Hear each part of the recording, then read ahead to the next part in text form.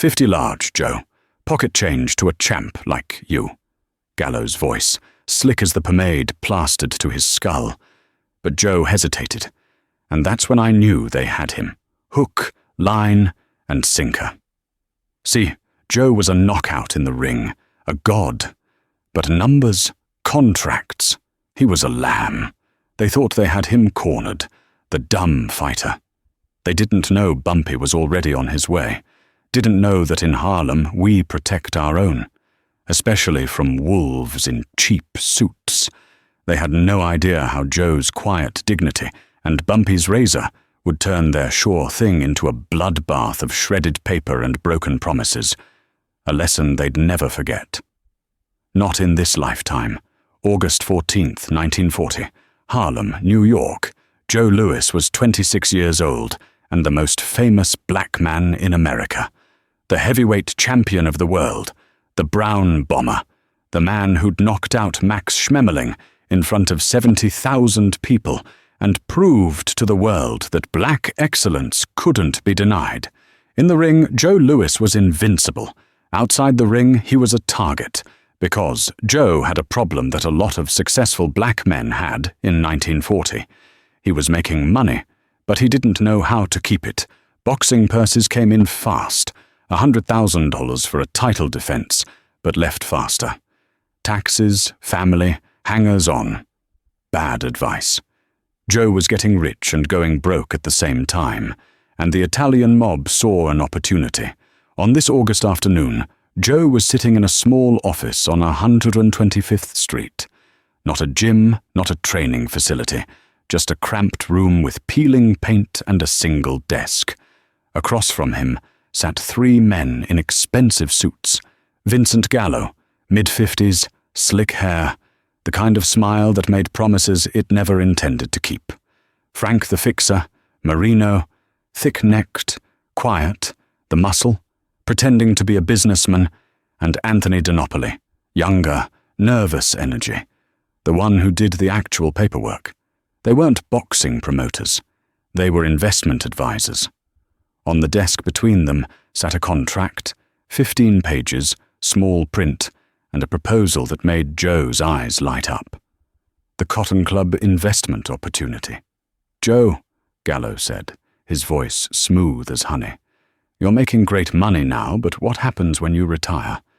When the punches stop coming, you need to think about your future." He slid a brochure across the desk, glossy photos of the Cotton Club, Harlem's most famous nightclub, elegant, expensive, profitable. "We're expanding, opening 3 more locations, Harlem, the Bronx, Brooklyn. We need investors. Smart investors. People who understand entertainment, who have name recognition." Frank leaned forward. "You put in $50,000, Joe. Within 2 years, we'll triple it. $150,000 guaranteed. Plus, you get a percentage of all 3 clubs, 10% ownership. Your name on the door. Joe Louis's Cotton Club." Can you imagine? Joe could imagine. He could see his name and lights, could see himself walking into his own club, people cheering, could see financial security for his mother, his family, his future.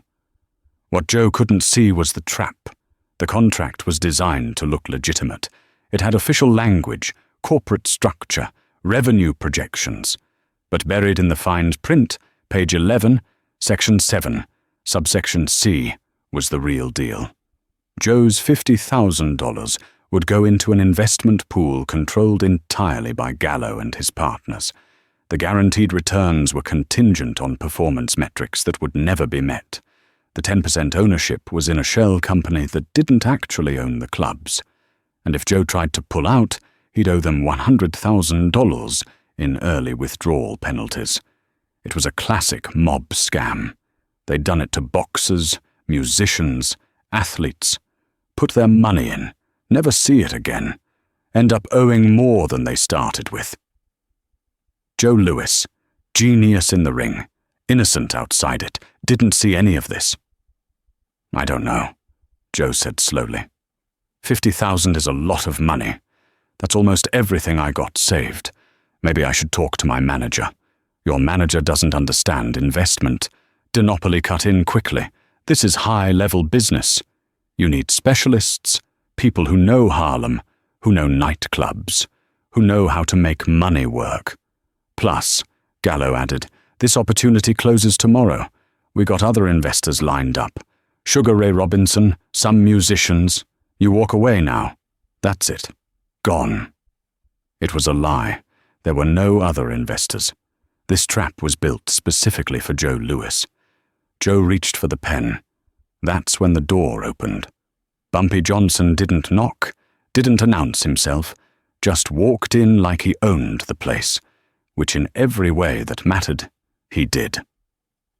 At 35 years old, Bumpy was Harlem's undisputed king. 3 years out of singing, he'd taken over the numbers racket, established his protection network, and made it clear to every Italian gangster in New York, Harlem was his. He was wearing a charcoal 3-piece suit, white shirt, black tie, and in his waistband, the straight razor that had carved his reputation into Harlem streets. Bumpy's eyes moved from Joe Louis, pen in hand, to the 3 Italians. His face didn't change, didn't need to. "Joe?" Bumpy said calmly. "Put the pen down." Joe looked up, confused. "Bumpy, I'm in a meeting. I know what you're in. Put the pen down." Joe set the pen on the desk. Gallo forced a smile. "Mr. Johnson, this is a private business meeting. We're discussing, I know what you're discussing. You're discussing how to steal $50,000 from Joe Louis while making him think it's an investment." He walked to the desk, picked up the contract, and began flipping through it, not reading every word. He didn't need to. He'd seen this scam before. Different names, same trap. Bumpy tossed the contract back on the desk. The Cotton Club investment opportunity. He looked at Gallo. "That's creative, I'll give you that. Make a man feel like he's buying into something prestigious, something that'll have his name on it." He turned to Joe. "Joe, let me ask you something. You ever been inside the Cotton Club?" Joe shook his head. "No, they don't." He stopped, realized what he was about to say. "They don't let black people in," Bumpy finished. "Not as customers, only as performers. And you're telling me these 3 want to make you a partner in a club that won't even let you through the front door." Joe's face changed. The excitement drained away. Gallo tried to recover. "That's the old Cotton Club. The new locations will be integrated." Bumpy's voice cut like his razor. "There is no expansion. There are no new locations. There's just a fake investment scheme designed to rob Joe Louis blind." He picked up the contract again, flipped to page 11. Section 7, subsection C. Investment pool subject to partner discretion. Translation: we take your money and do whatever we want with it. Performance-based returns. Translation: you'll never see a dime. Early withdrawal penalty. Translation: if you try to get your money back, you'll owe us double. Bumpy looked at the 3 men. "This isn't an investment, it's a trap. And you 3 walked into Harlem thinking Joe Louis was stupid enough to fall for it." Frank Marino's jaw tightened. "Look, Johnson, we're legitimate businessmen. We're offering a real opportunity." Bumpy pulled out his razor. Not fast, not threatening, just slow, deliberate. He placed it on the desk, still sheathed, right next to the glossy Cotton Club brochure. The room went silent. "Let me tell you what's legitimate," Bumpy said quietly. "Joe Louis is Harlem's champion. 2 years ago, he knocked out Hitler's favorite fighter and made every black person in America stand taller. He's not just a boxer. He's a symbol." He looked each man in the eyes. "And you 3 walked in here thinking you could turn him into your victim." DePoli tried to speak. "We're just offering business. You're offering theft with paperwork." Bumpy pulled the razor from its sheath. The blade caught the light. Here's my counteroffer. You tear up that contract right now in front of me. Then you walk out of Harlem and never approach Joe Louis again.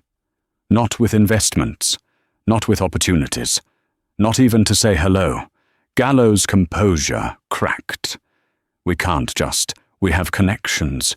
We work with people. I don't care who you work with. In Harlem, I am the connection, and Joe Louis is under my protection. He held up the razor. You know what this is for? It's not for cutting paper. It's for cutting people who forget where they are. People who think they can walk into my neighborhood and rob my people.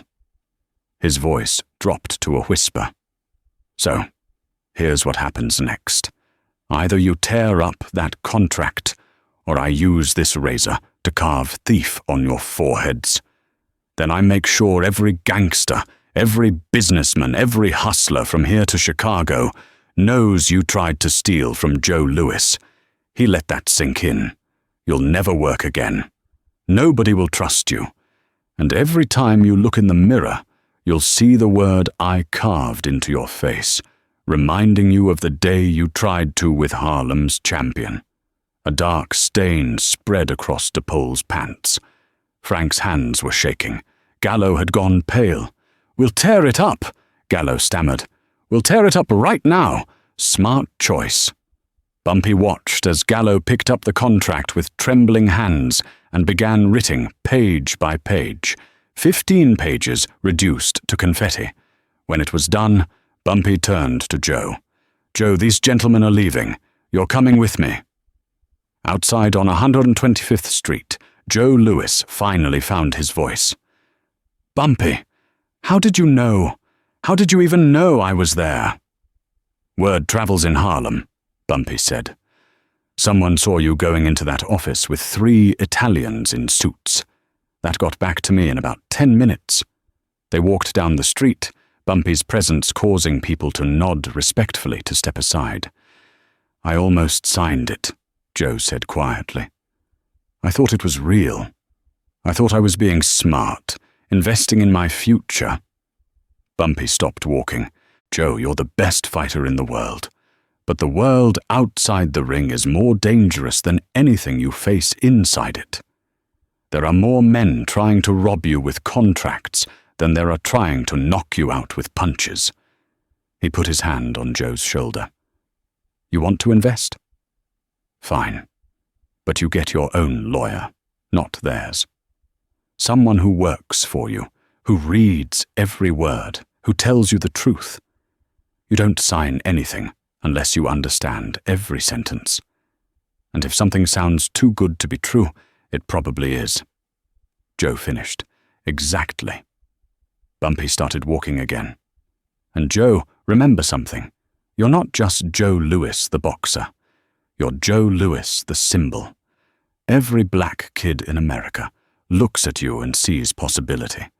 That means you have a responsibility to stay smart, stay free, stay in control. Joe nodded. Why'd you help me, Bumpy? You didn't have to. Yes, I did. Because when you knocked out Schmeling, I felt it too. When you stand in that ring representing us, you're representing me, and I protect what's mine. Bumpy smiled slightly. Besides, Joe, I'm a criminal. I break laws. I hurt people. I do things most men won't do. But you know what I don't do? I don't steal from my own. I don't trap heroes. I don't turn symbols into victims. He looked at Joe. Those 3 Italians, they're worse than I'll ever be, because at least I'm honest about what I am. Vincent Gallo, Frank Marino, and Anthony DiNapoli left Harlem that afternoon and never returned. Word spread through New York's underworld. Joe Louis was untouchable. Bumpy Johnson had drawn a line. Joe Louis went on to defend his heavyweight title 25 times over the next decade. He made millions. And yes, he had financial troubles later in life, bad investments, the IRS, the problems that plagued many athletes. But he never fell for a scam again, because Bumpy Johnson had taught him to read the fine print. Years later, in 1962, a reporter asked Joe, "You had a long career. Lot of people tried to take advantage of you. How'd you stay smart?" Joe smiled. "I had a friend who looked out for me when I didn't even know I needed looking out for." Who was this friend? If you're from Harlem, you know his name. If you're not, it doesn't matter. What matters is, he taught me that being strong in the ring isn't enough. You got to be smart outside, too. In 1981, Joe Louis died. At his funeral, a letter was found, written years earlier, meant to be opened after his death to Bumpy Johnson. "You saved me from thieves in suits. You taught me that not every smile is friendly, and not every opportunity is real. You showed me that strength isn't just about hitting, it's about knowing when to walk away. I never properly thanked you, so I'm thanking you now. You weren't just the king of Harlem. You were my protector, and I owed you everything." Bumpy never saw that letter. He died in 1968. But the people who knew both men understood what that August day in 1940 was really about. It wasn't about a contract. It wasn't about 50,000. It was about a principle. Harlem protects its own. Heroes don't get robbed on our watch. And anyone who tries learns the hard way, one razor cut at a time. If this story of protection, wisdom, and power moved you, hit that subscribe button and smash that like. Share this with someone who needs to understand that the biggest threats don't come from fists, they come from contracts and fake promises. Drop a comment.